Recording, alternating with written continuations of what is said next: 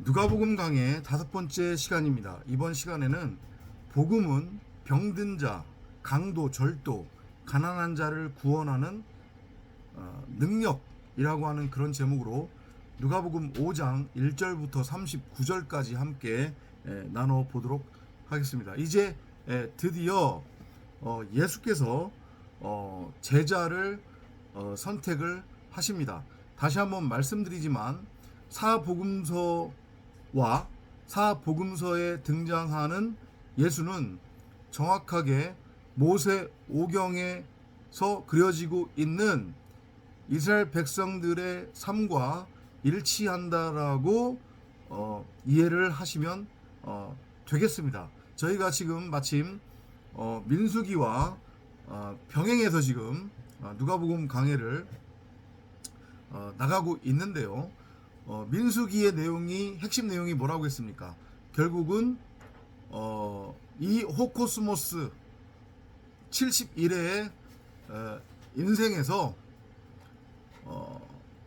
나라고 하는 존재, 첫사람 아담, 네페시 하야, 이성 없는 짐승의 상태에 있는 나라고 하는 존재를 말씀으로 끊임없이 연단시키고 물에 넣다 뺐다를 반복하고 불구덩이 용광로에 넣다 뺐다를 반복을 해서 당금질하고 연금질해서 결국은 나는 무엇이 선이고 무엇이 악인지 그 차이를 분별할 수 있다라고 하는 착각과 확신과 그 믿음에 빠져 있는 나의 의식, 내 육체, 육신의 생각을 다나토스로 죽여 십자가로 끌고 가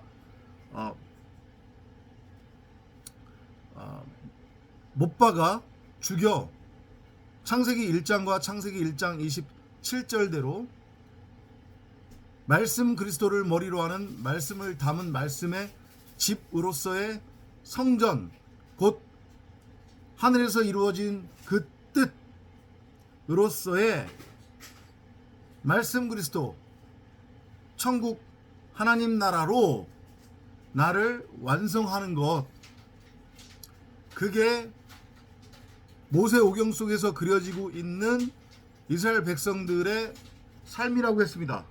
그죠?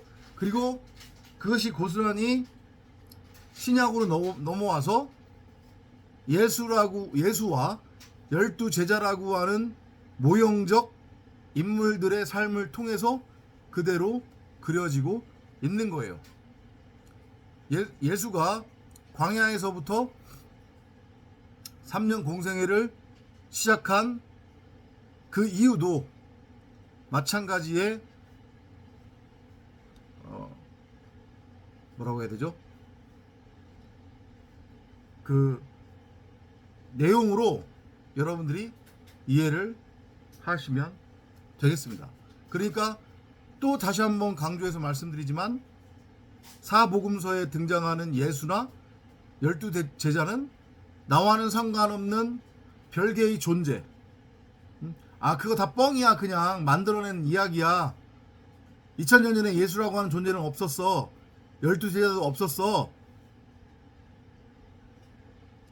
이렇게 판단하고 판단받을 그런 대상으로서의 예수와 12 제자가 아니라는 것을 다시 한번 명확하고 강력하게 여러분들에게 말씀드립니다. 이거 다 나를 모형으로 하는 이야기예요. 예수도 12 제자도 말씀 그리스도를 머리로 하는 그 말씀과 법궤와 그 법궤를 감싸고 있는 성막으로서의 성전을 12이라고 하는 내가 하나가 되어 긴 70일의 나그네 여정을 가는 거란 말이에요. 그래서 결국은 그 둘이 하나가 돼요. 처음에는 분리된 상태잖아요. 예수 따로 12 제자 따로, 그죠? 나 따로 설악나무 따로. 근데 사실은 둘은 하나라고 했잖아요. 성막 안에 있는 법궤가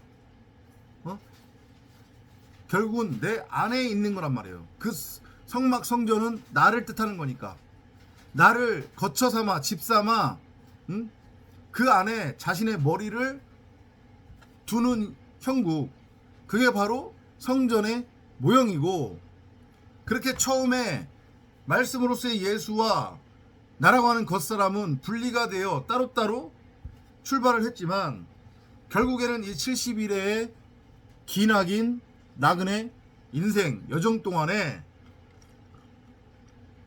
말씀의 끊임없는 연단질, 담금질,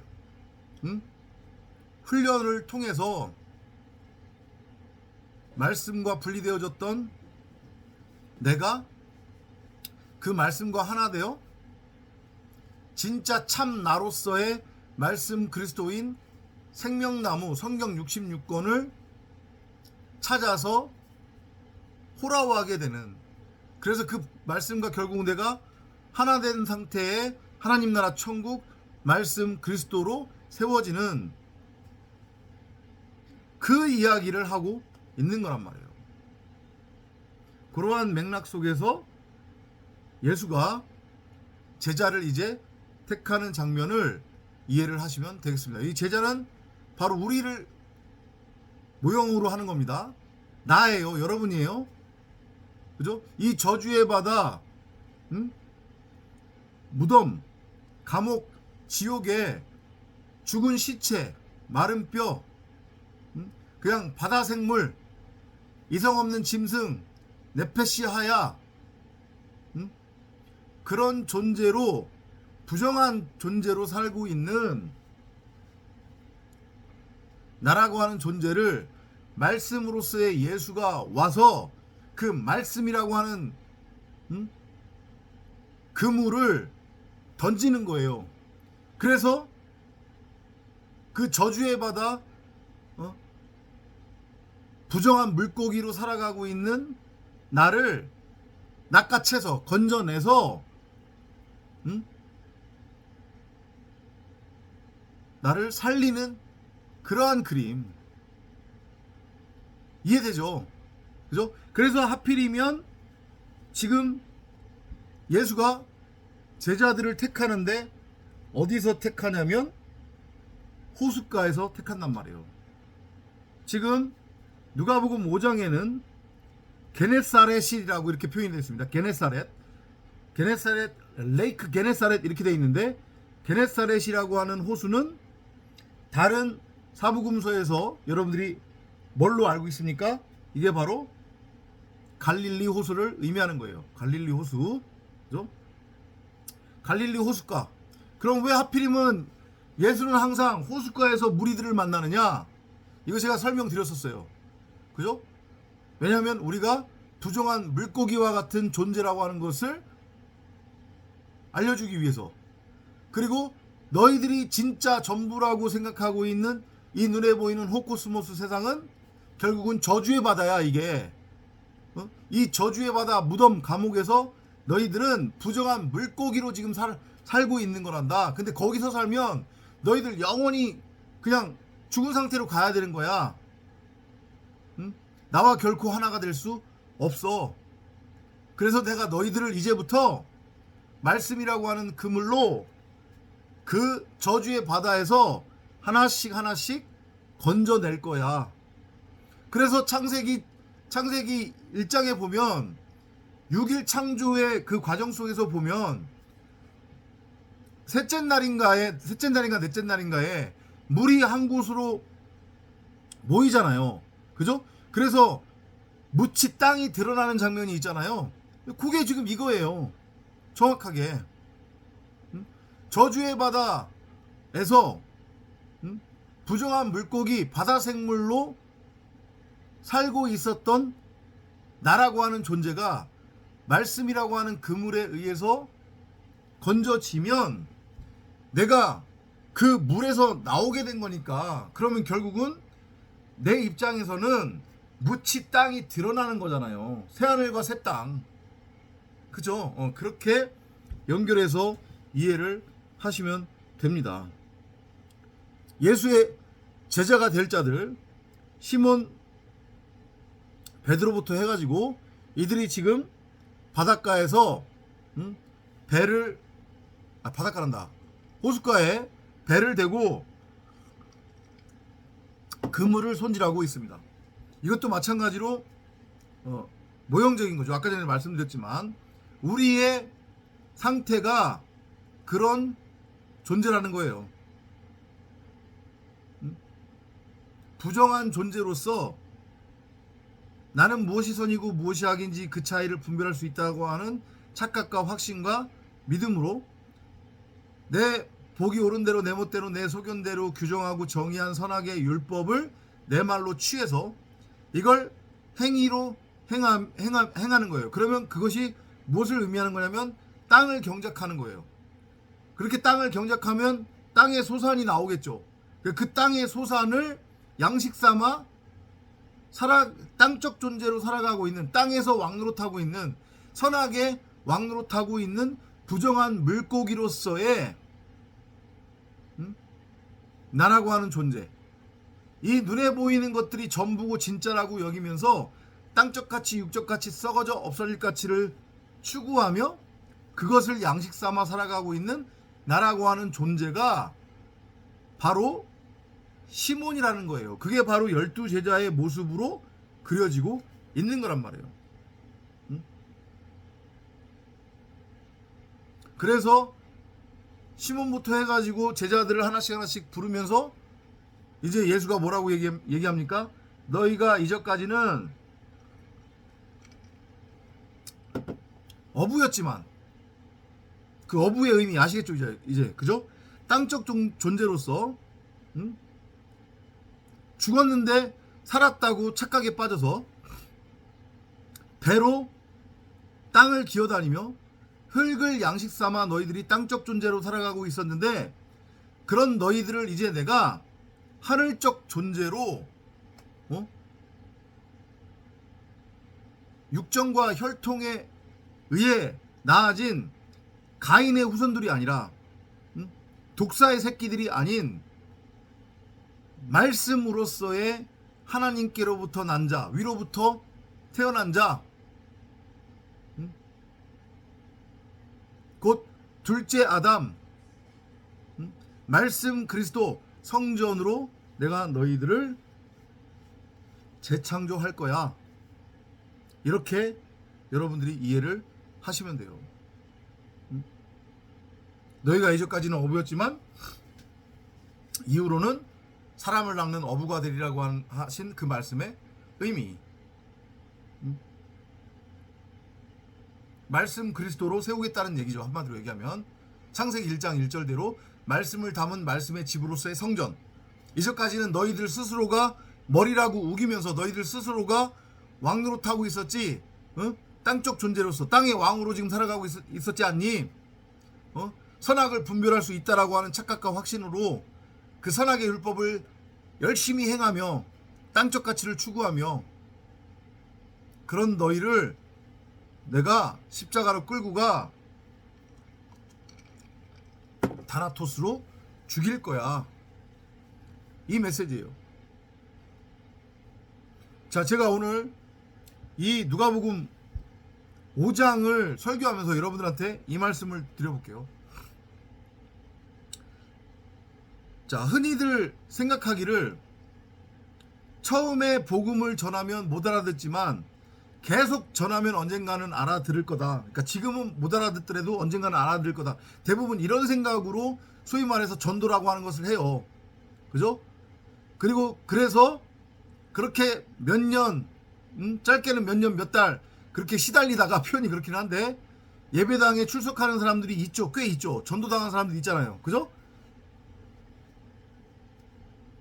그걸 가지고 맞잖냐? 라면 저는 결코 동의할 수 없죠. 왜냐? 그건 세상 기독교가 하는 짓거리니까. 그죠? 세상 기독교가 전하는 것은 진짜 참복음, 참진리가 아니기 때문에, 그죠? 저는 그건 결코 동의할 수 없습니다. 성경에도 그런 얘기는 없고, 그죠? 제가 말씀드리고자 하는 건 뭐냐면, 예를 들어 저를 이제 예로 한번 설명해 드릴게요. 제가 10년 전에, 10년 좀 넘었죠. 한 10 그쵸, 10년 정도 보면 되겠네요. 1, 2년? 그 전에 11, 2년 전에 처음 진짜 참복음을 접했어요. 제가 말씀드리고자 하는 게 뭐냐면 참복음을 그러니까 참복음을 누구든지 간에 참복음을 딱 듣고 응? 그게 참복음이라고 하는 것을 나의 머리가 아닌 응? 내 안에 한 달란트로 숨겨져 있었던 말씀으로서의 생명나무인 성령의 역사를 통해 그게 참진리가 맞는 거구나, 참진리는 이거구나, 내가 이전까지 듣고 있었던 세상 기독교가 전하고 있었던 그건 복음이 아니었구나 라는 것이 깨달아졌다고 할지라도 참복음을 듣는 그 즉시로 내가 완전히 팍 뒤집어지는 게 아니란 말이에요. 무슨 얘기냐면 그 즉시로 내 목이 딸랑 잘려져 나가서 내가 다나토스의 죽음, 십자가를 통과하는 게 아니란 말이에요. 그거를 여러분들이 잘 알아먹으셔야 돼요. 근데 거기에 대해서 또 오해하시는 분들이 의외로 많아요. 영지주의에 빠져있는 분들이 특히 자기가 진리가 무엇인지를 알고 들었다, 그러니까 나는 깨달았다, 이렇게 정의를 해버린다니까요, 자기 스스로를. 근데 막상 이렇게 얘기해보면 또 그 사람의 삶을 통해서도 보면 자기 말 맞다나 진리를 들었고 그 진리가 무엇인지를 알았을지는 몰라도 아직 십자가는 통과하지 않았다니까요. 이해돼서 무슨 얘기인지? 제가 왜 이 얘기를 하는지 계속 한번 들어보세요. 오늘 얘기하고 연결이 되는 거니까. 다시 제 얘기로 돌아와세요. 11, 2년 전에 처음 참복음 참진리를 접했을 때에 그러면 그거를 듣자마자 제가 다나토스로 죽었느냐? 아니라니까요. 참진리 참복음이라는 거 하는 것을 알았음에도 불구하고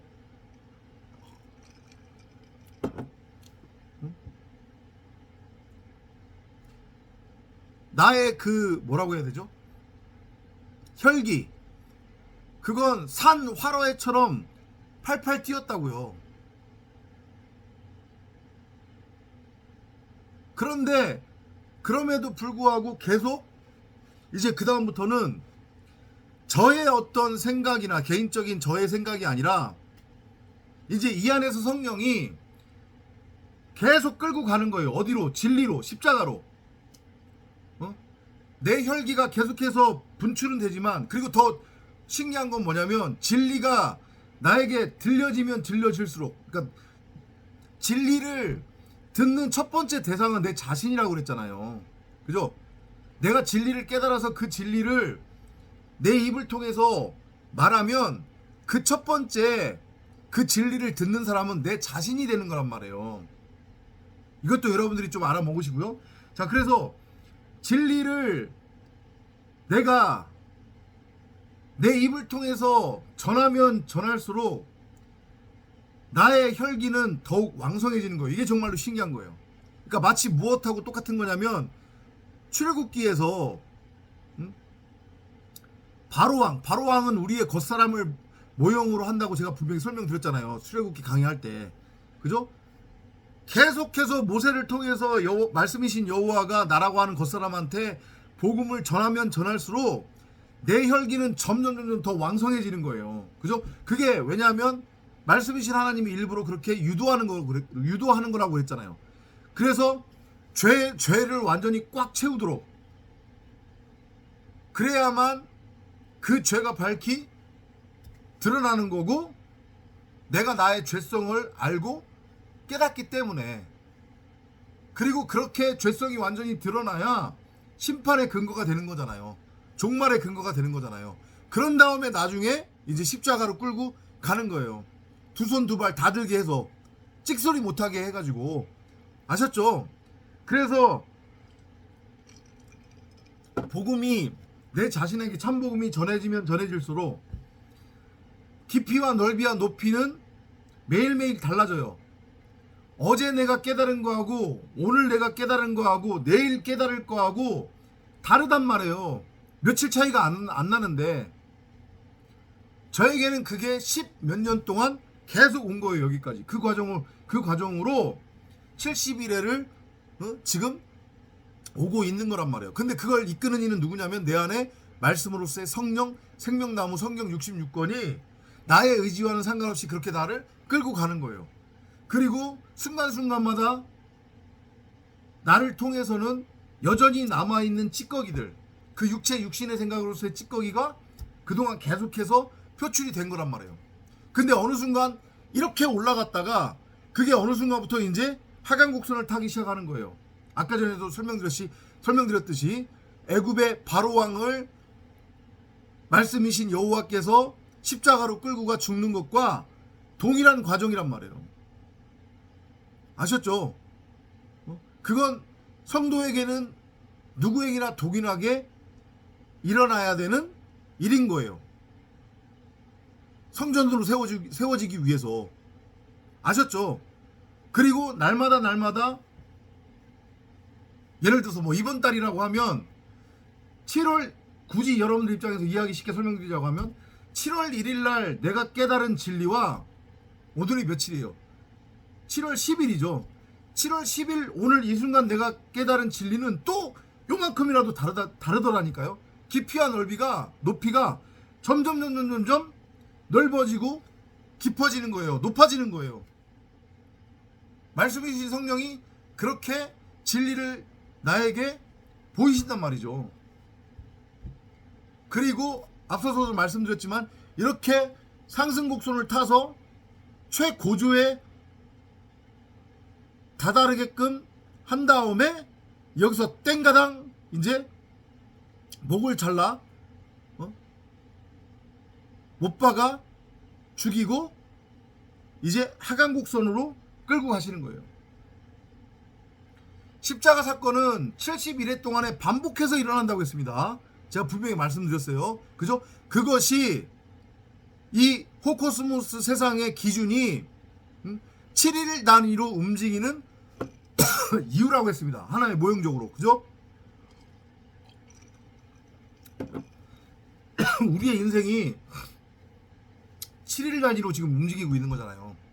그죠? 하루하루가 차서 7이 채워져요. 그리고 그 7이 4번 채워지면 그걸 한 달이라고 하는 거고, 그 7이 쉬운 2번 채워지면 1년이라고 하는 거잖아요. 그렇게 해서 계속 7단위로 이 인생을 여호와께서, 말씀이신 여호와께서 돌려버리시는 거예요. 당신의 아들들을 이 광야에서 연단하고 단련시켜서 말씀을 담을 말씀의 집으로서의 성전으로 세워가기 위해. 아셨죠? 그러니까 제가 왜 지금 이 말씀을 드리냐면, 아까 전에 말씀드렸던, 지금은 제가 당신 말대로 그래 내가 진리도 뭔지 이제 알겠고 진리를 들었다. 근데 아직은 나는 이게 받아들여지지 않는다. 하지만 언젠가는 내가 진리를 적어도 들었고 알았기 때문에 언젠가는 내가 온전하게 깨달아지지 않겠느냐. 이런 부류하고, 또 한 부류는 내가 지금은 못 알아먹지만 당신이 나에게 계속해서 들려주면, 아니면 내 입장에서 누군가가 있어요, 지인이. 근데 그 사람이 지금 못 알아먹어. 근데 포기하지 않고 계속 들려주면 언젠가는 깨닫지 않겠느냐? 그게 성경적인 걸까요? 성경적이지 않은 걸까요? 성경적이지 않은 거잖아요. 제가 지금 일례로 말씀드렸잖아요.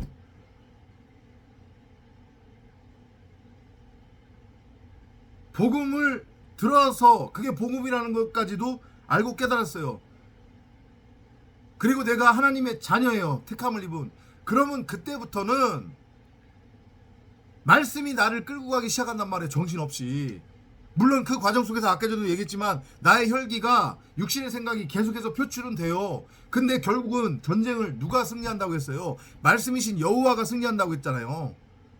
그래, 하나님이 너는 지금은 조금 내가 봐줄 테니까 네 하고 싶은 대로 네 멋대로 한번 지금은 살아봐. 응? 그렇게 돈을 목적으로 해서 네 삶을 살아봐. 그런 거 없다니까요. 일단 그렇게 나한테 진리가 들려졌고 내가 그것이 진리라고 하는 것을 알았다고 하면, 그리고 내가 성도라고 하면 그 다음부터는 말씀이 나를 끌고 가지, 내 생각에 의해서 말씀을 어떤 때는 나한테 적용시키고 복음을, 참복음을 어떤 경우에는 그거를 일단은 한쪽 편으로 취해가면서 나의 삶은 나의 눈앞의 현실에 맞춰서 간다? 그런 거 없단 말이에요. 내가 하나님을 끌고 가는 거잖아요. 그렇게 되면 내가 말씀 복음을 끌고 가는 거잖아요. 그게 말이 안 된다니까요.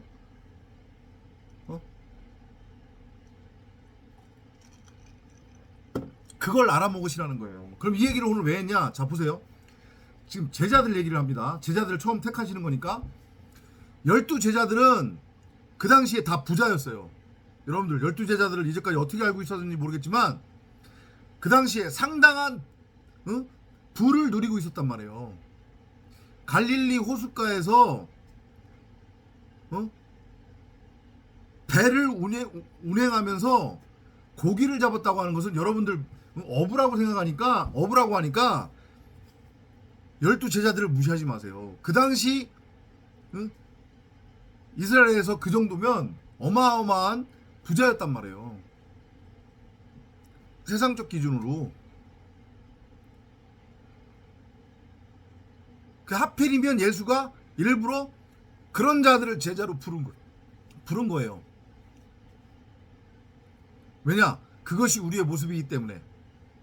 나는 무엇이 선이고 무엇이 악인지 그 차이를 분별할 수 있다라고 하는 확신과 믿음으로 내가 규정하고 정의한 선악의 율법을 내 말로 취해서 그걸 가지고 세상가치, 육적가치, 땅적가치를 추구하며 땅의 왕으로 살아가려고 하는 그것이 인간의 본질적 모습이기 때문에, 그래서 자기의 이름을 내고 자기의 이름으로 바벨탑, 큰성 바벨론을 쌓고 있는 존재들이 바로 인간이기 때문에 일부러 비교적 부유한 계층에 속하는 어부들을 하필이면 제자로 부른 거란 말이에요.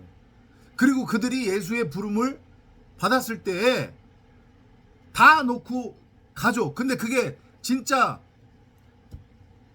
다 자기 것을 소위 말해서 세상적 가치를 모두 내려놓고 포기한 게 아니라니까요. 버린 게 아니라니까요. 다 어디에다가 꼴 쳐놨어요. 나중에 보면 예수가 힘없이 십자가에 매달려 죽고 나니까 숨겨놨던 배 꺼내가지고 다시 물고기 잡고 있었잖아요. 그죠? 그리고 그들이 예수가 전하는 말이 성경 교사들이나 바리새인들이나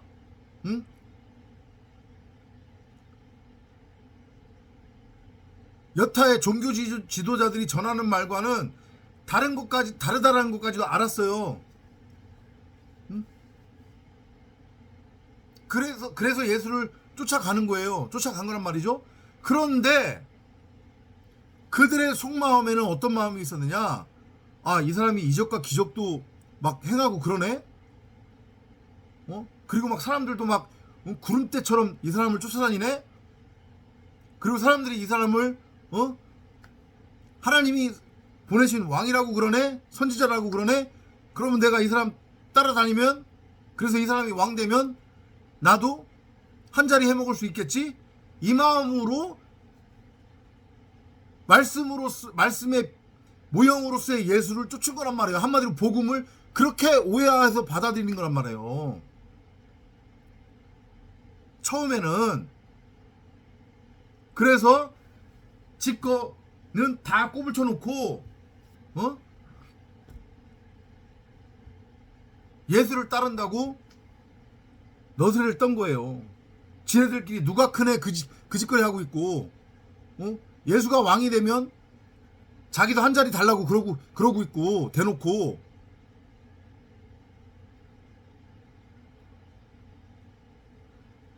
거기서 이제 멈추면 그걸로 끝인 거죠. 그냥 영원한 멸망이에요.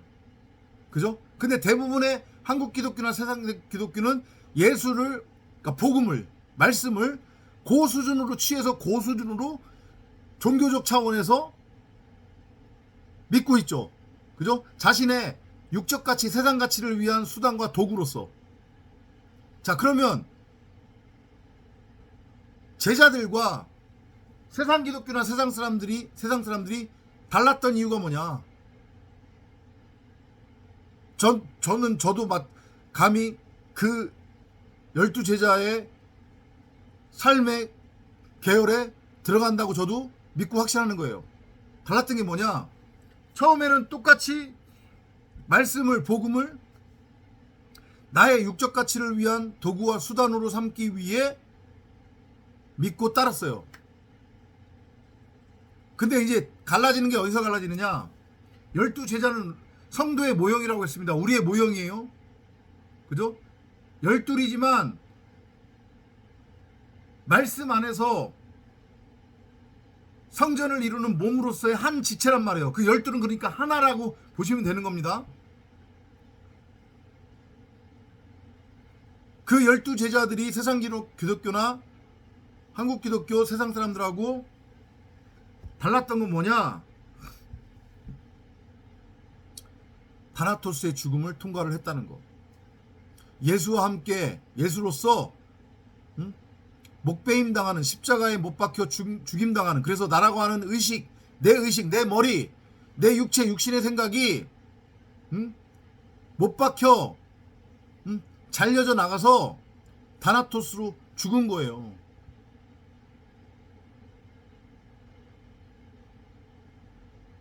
그리고 나서 모형적으로 그 다나토스로 죽었던 예수가 그리스도, 말씀 성령으로 밝히 드러나서 그 말씀 성령이 그들 안에서 한 달란트로 생명나무로 성경 66권으로 숨겨져 있다가 이게 밝히 드러나니까 이제 복음이 깨달아지는 거잖아요. 그죠? 그랬더니 그제서야 진짜 자신들이 이전까지 쫓고, 그리고 자신들이 이전까지 모아두었던 그 땅적 가치, 세상 가치, 그제서야 이건 진짜 아무것도 아닌 거구나, 이거 그냥 똥이고 배설물이구나 라고 해서 미련 없이 그거 모두 진짜 다 버리고, 그때서부터는 진짜 목숨 걸고 참복음을 전한 거잖아요.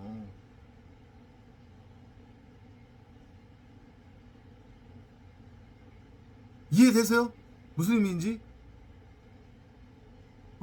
제자들의 삶이 우리들에게 보여주는 메시지. 예수가 제자를 택해서 그 제자들로 하여금 그런 삶을 살도록 이끈 이유. 너희들도 똑같이 이렇게 살아야 될 거고, 내가 반드시 너희들 안에서 너희들을 이렇게 끌고 갈 거야. 그러니까 나를 믿음으로, 나를 이용해서 이 땅에서 왕노릇하거나 이 땅에서 떵떵거리면서 잘 먹고 잘 살 생각은 하지도 마라, 이것들아. 꿈속에서 헤매기 위해서 나를 믿지 마라. 이 메시지로 이해를 하시면 되는 거예요. 아셨죠? 다소 좀 내용이 길었는데 그렇게 이해하시면 되고요. 자, 그렇게 해서 제자를 택한 말씀으로서의 예수가 이제 5장 12절부터는 병에 들린 사람을 치료합니다. 나병 환자를 치유하는 장면이 많이 나오죠. 그 나병 환자가, 나병이 의미하는 게 뭐라고 했습니까? 피부병이잖아요. 그죠? 우리의 모습이에요. 우리의 겉사람, 첫사람, 네페시아야, 이성 없는 짐승으로서의 내 의식, 내 육체, 육신의 생각, 무엇이 선이고 무엇이 악인지 그 차이를 분별할 수 있다라고 하는 착각과 확신에 빠져있는 나라고 하는 겉사람, 눈에 보이는 것이 전부고 진짜라고 여기고 있는 육체, 육신의 생각으로서의 내 이 눈, 뽑혀져야 하는 이 내 눈, 육정과 혈통을 따라 세상 가치, 땅적 가치를 추구하며 땅적 존재, 뱀으로 살아가고 있었던 나라고 하는 존재가 바로 나병 환자란 말이에요. 그리고 17절에는 누가 나와요? 중풍병자가 나와죠. 마찬가지로 중풍병자란 말이에요. 그런 내가 나병 환자요, 중풍병자예요. 그런 나병 환자, 중풍병자, 내가 바로 나병 환자, 중풍병자였구나. 예수의 말대로 나는 건강한 자를 위해 오지 않았고 나는 병든 자를 위해 온 의사다. 의사는 병든 자에게만 필요하다. 내가 바로 나병 환자, 중풍병자였구나. 여기가 전부고 진짜가 아니구나. 사람들은 각자 자기가 선악을 분별할 수 있다라는 그런 착각과 확신으로 자기들 각자가 규정하고 정의한 선악의 율법을 행위로 행하며 땅적 가치를 추구하고 있는데, 지극히 이기적인 그런 욕망으로 자기 중심적인 육신의 생각으로 다른 사람들을 정죄하고 판단하고 심판하고 자기는 의롭다, 자기는 공정하다, 정의롭다 그렇게 외치며 땅적 가치를 추구하고 있는데 이거 다 헛방이었구나, 꽝이구나. 근데 그게 바로 나였네. 내가 바로 나병에 걸린 환자였고 중풍병자였구나. 이거를 알고 깨닫는 푸토코스, 심령이 가난한 자가 있다는 거예요. 참 복음을 듣는 양들이 있다는 거예요. 길 잃은 양들. 나에게 지금 필요한 건 의사구나.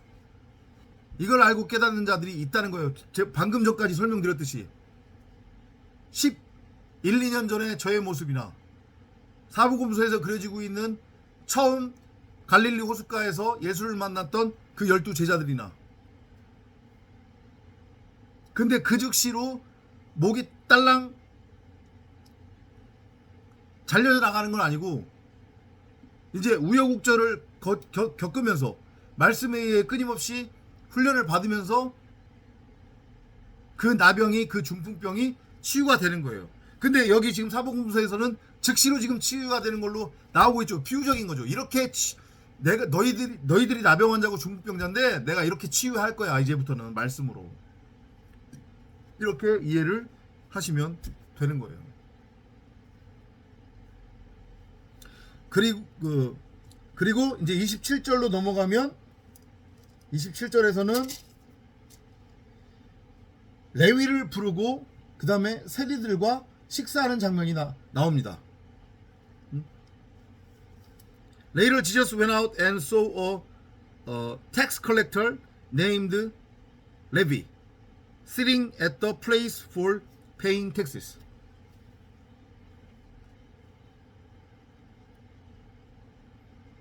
레위라 그 일컬은 그 세리를 이제 보았다는 얘기죠.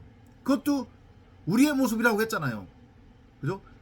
내 멋대로, 내 보기에 옳은 대로, 내 소견대로 규정하고 정의한 선악의 율법을 다른 사람들한테 잣대로 들이대면서 다른 사람들을 정죄하고 판단하고 심판하며 살아가고 있는 게 90억 대부분의 사람들의 모습이잖아요. 그죠?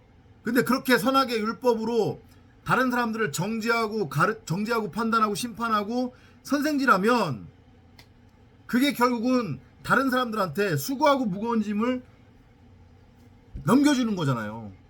빚쟁이로 만드는 거잖아요. 너 그렇게 하면 안 돼. 너 이렇게 해야 돼. 이건 해야 되고 이건 하지 말아야 돼. 이거잖아요. 그죠? 그런 우리의 모습들을 지금 세리를 등장시켜서 비유적으로 설명하고 있는 거란 말이야. 이게 너의 모습이야. 응? 마찬가지로 앞에서 갈릴리 호숫가에서 예수가 시몬을 불렀을 때에 자리를 탈탈 털고 일어나 예수를 따랐던 것과 같은 모습이잖아요. 지금 보면 거기 28절에 보면 뭐라고 되어 있냐면 Levi left everything and went with Jesus. 모든 것을 놔두고, 그죠?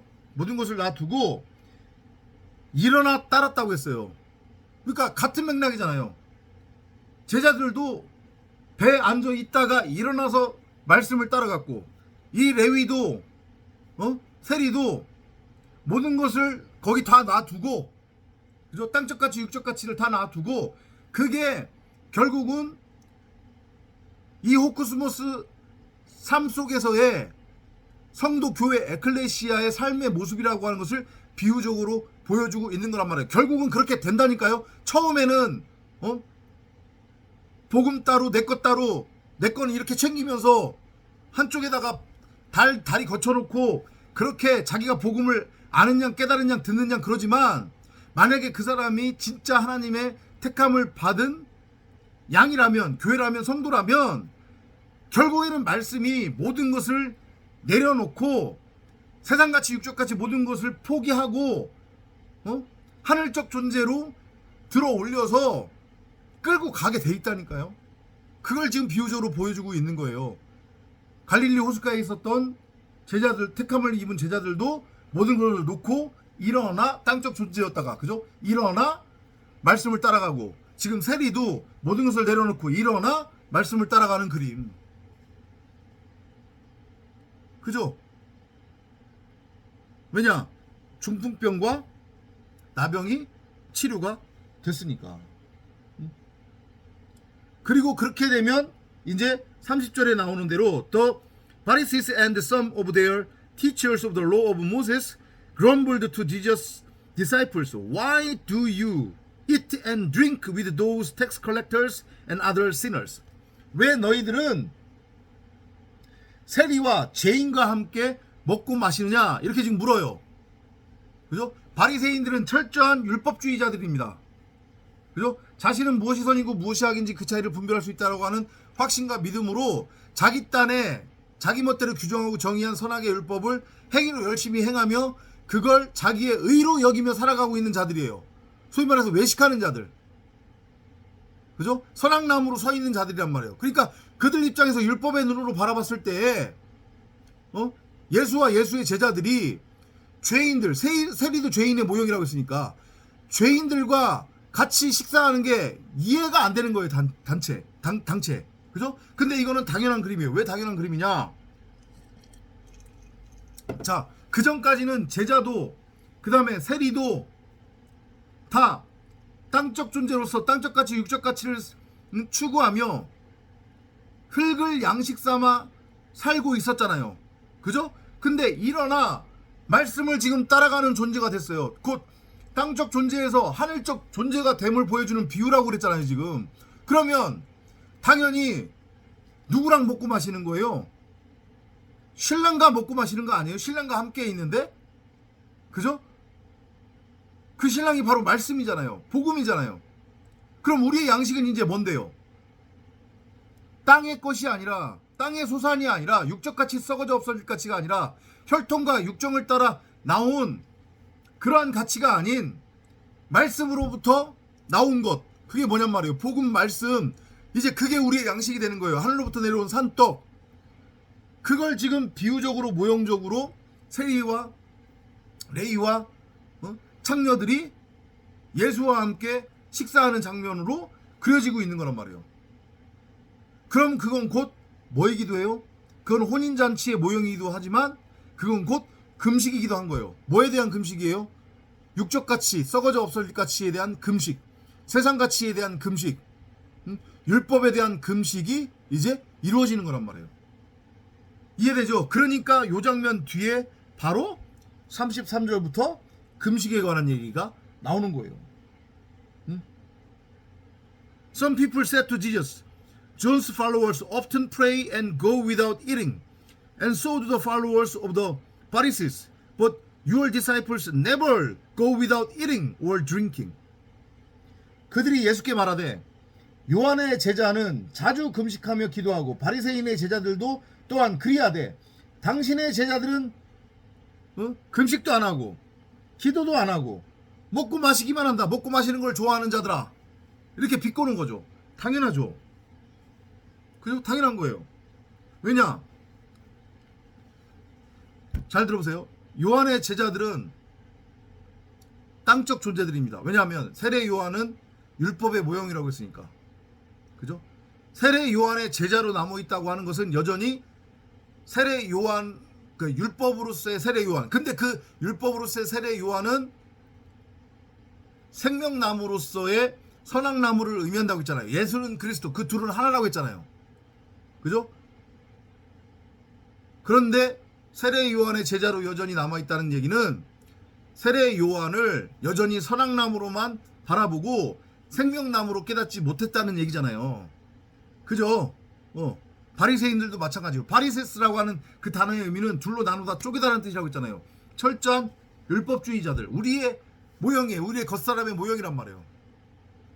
그러니까 복음을, 선악을 알게 하는 선악나무로 곡해해서 취하고 있는 자들이란 말이에요. 성경을 눈에 보이는 문자 그대로 읽고 그걸 믿어서 취하는 자들이란 말이에요. 성경을 눈에 보이는 문자 그대로 읽고 믿으면 율법으로 넘어가게 돼 있다고 그랬잖아요. 그죠? 그러니까 그들은 철저하게 율법주의에 기초한 종교 생활을 할 수밖에 없는 거예요. 날을 정해놓고, 시간을 정해놓고, 뭐 하루에 3번씩, 하루에 2번씩 기도한다. 일주일에 2번씩, 3번씩 금식한다. 이 짓거리를 하는 거란 말이에요. 아무런 유익이 되지 않는 그냥 종교 생활일 뿐이란 말이죠. 이해되죠? 그건 신앙도 믿음도 아니에요. 그걸로 결코 하나님의 자녀, 하나님의 백성이 될 수 없음을 지금 누가복음 기자가 말하고 있는 거란 말이에요. 그걸 말하고 싶은 거예요, 지금. 그랬더니 이제 예수가 얘기하는 거예요.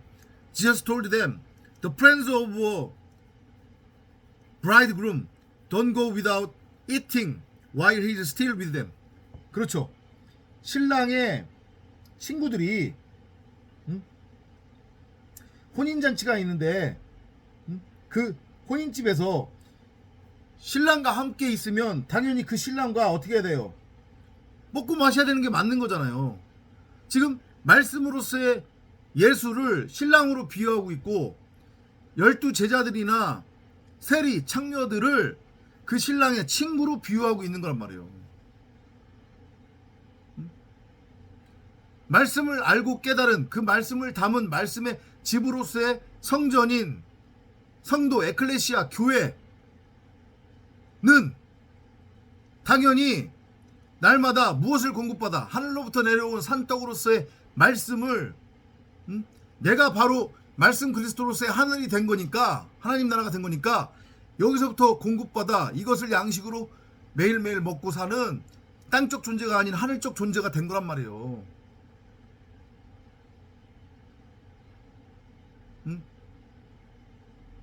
혼인잔치의 주인공으로서 땅적 존재가 아닌 하늘적 존재로서 하늘 양식을 이제 공급받게 되는 거란 말이에요.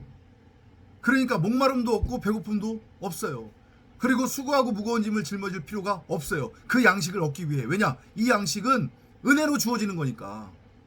그리스도의 믿음으로 주어지는 양식이기 때문에. 하지만 땅적 존재로 살아가는 자들, 자신은 무엇이 선이고 무엇이 악인지 그 차이를 분별할 수 있다고 하는 착각과 믿음과 확신으로 율법을 행하며 땅을 경작해서 땅의 소산을 얻어 그것을 양식 삼아 땅적 존재, 뱀으로 살아가는 자들은 끊임없이 수고하고 무거운 짐을 짊어지고 일을 해야 돼요. 왜냐? 그래야 행위의 열매를, 땅의 소산을 품삯으로 얻을 수 있기 때문에. 그게 땅적 존재와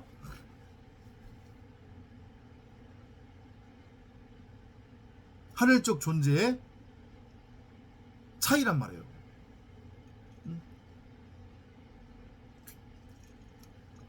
이해되세요? 이 금식의 의미 다 연결되는 거예요, 지금 앞에서부터. 그러면서 이제 36절부터 여러분이 잘 아는 지금 이제 얘기가 나옵니다. Jesus then told them these things. No one uses a new piece of cloth to patch old clothes. 누구도 새 옷에서 한 조각을 찢어 낡은 옷에 붙이는 자가 없나니. 안 되잖아요, 그게. 그죠? 잘 들어보고 이해를 해보세요, 복음적으로. 새 옷에서 한 조각을 찢어서 그것을 낡은 옷에 붙여요. 그죠? 그러면 그 낡은 옷이 새 옷이 됩니까? 그 낡은 옷이 새 옷이 돼요? The patch would shrink and make the hole even bigger. 만일 그렇게 하면 새 옷을 찢을 뿐이요, 또 새 옷에서 찢은 조각이 낡은 것에 어울리지 아니하리라. 그러니까 원어에는 지금 어떻게 되어 있냐면, 새 옷은 빳빳한 거잖아요, 그죠? 그러니까 그 빳빳한 그 새 옷에서 한 조각을 찢어가지고 그것을 낡은 옷에 붙여요. 그러면 낡은 옷은 흐물흐물하게 늘어져 있는데 거기에 빳빳한 새 옷의 조각이 붙여지면 이게 줄어든다는 얘기잖아요, 그죠? 그러니까 다 버리는 거예요. 무슨 의미인지 이해돼요? 복음적으로 지금 금신 얘기하다가 이 얘기가 왜 나왔는지를 여러분들이 잘 이해를 하셔야 되는 거예요. 율법에 담긴 그 진의를 알지 못한 채 그걸 끝까지 육신의 눈, 사람 생각, 육신의 생각, 이 의식으로 내 밖에 선악을 알게 하는 선악나무로 툭하니 심어둔 다음에 그걸 눈에 보이는 문자 그대로 읽고 믿으면 행위가 나올 수밖에 없다고 했잖아요, 그죠? 그걸 행해버리면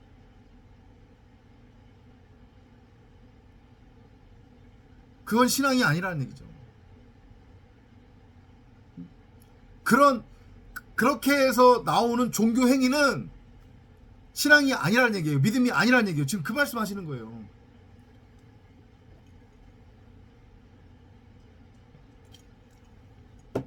잘 알아먹으시기 바랍니다. 선악이라고 하는 율법에 근거하는 그 어떤 행위도 그건 신앙도 아니고 믿음도 아닌 그냥 종교 행위예요.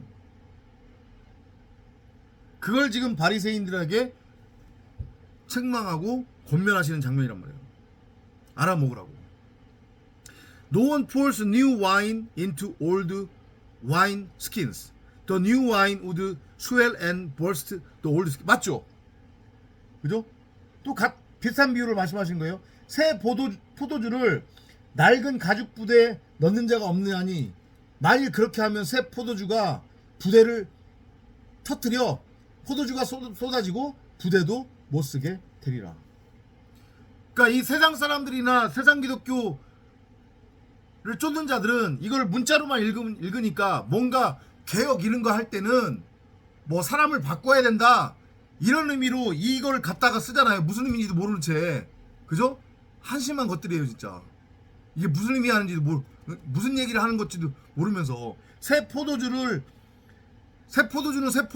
부대에 담아야 된다, 새 포도주를 낡은 부대에 담으면 안 된다는 얘기는 무슨 뭐 개혁 하려면 싹 다 바꿔야 된다 이런 얘기하는 거 아니란 말이에요. 지금 포도주가 의미하는 게 뭐예요? 말씀이잖아요, 말씀. 너네들 스스로 무엇이 선이고 무엇이 악인지 그 차이를 분별할 수 있다라고 하는 착각과 확신과 믿음에 빠져서 너희들 보기에 옳은 대로 너희들 멋대로 너희들 소견대로 선악을 규정하고 정의했지, 너희들 마음밭에 말씀이신 전능자가 심어둔 생명나무로서의 성경 66권을 호라워하지 못하고 너희들 멋대로 너희들 밖에 선악을 알게 하는 선악나무로 있지도 않은 나무를 툭하니 심어두고 그 선악나무와 너희들을 하나로 여기며 그 선악나무를 하나님의 이름으로 형상화시켜서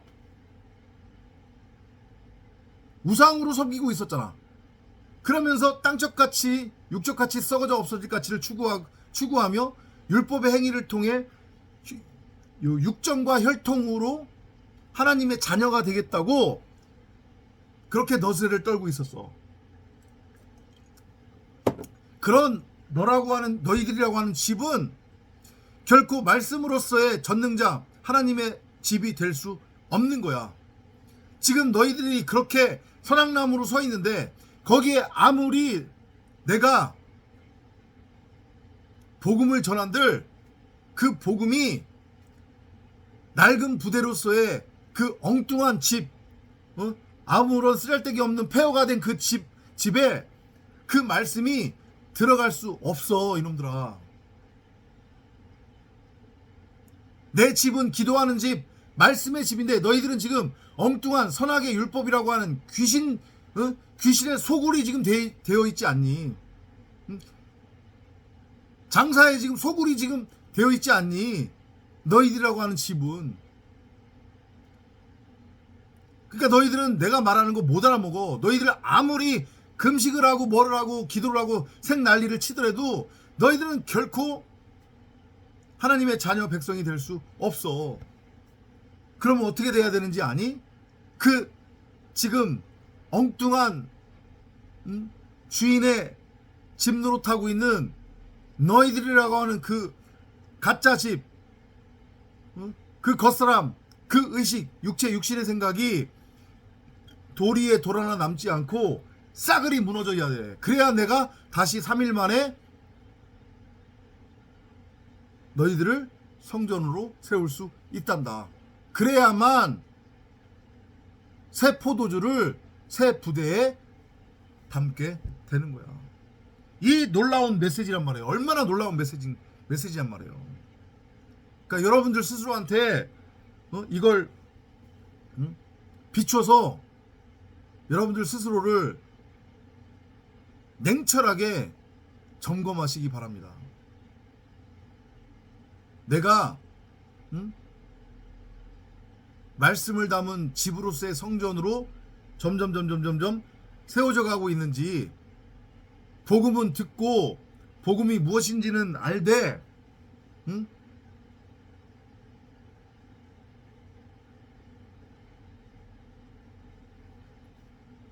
십자가를 통과하기 전 제자들처럼 땅적 가치, 육적 가치, 썩어져 없어질 가치를 위한 수단과 도구로 복음을 취하고 있는 것은 아닌지 여러분 스스로를 반드시 점검해 보시기 바랍니다.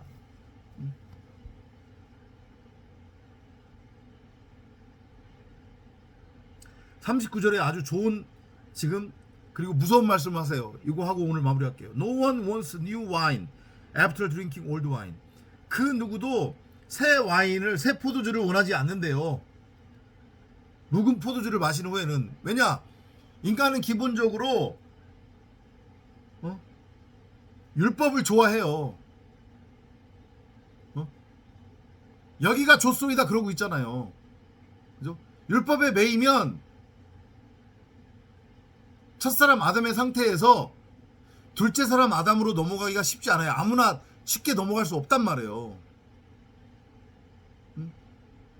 대부분의 90억 각 사람은 자기가 선악을 분별할 줄 안다라고 하는 착각으로 자기가 규정하고 정의한 선악의 율법을 자기 말로 취해서 그걸 동력 삼아 율법을 행하며 땅을 경작해서 땅의 소산을 수확하고 그리고 그것을 자기 양식으로 삼아 땅적 존재로 살고 있고, 그리고 그렇게 율법에 매여 있으면 여기가 좋소이다 하면서 왕노릇하고 싶어 하거든요. 선악의 율법을 좌지우지하고 싶어 하는 거예요. 자기 이름을 반드시 내서 자기의 이름으로 큰 성 바벨론 바벨탑을 쌓고 싶어 하는 게 인간의 근본적 죄성이란 말이에요. 그래서 진짜 참복음 참진리를 전하면 그걸 받아들이는 자가 거의 없는 거란 말이죠.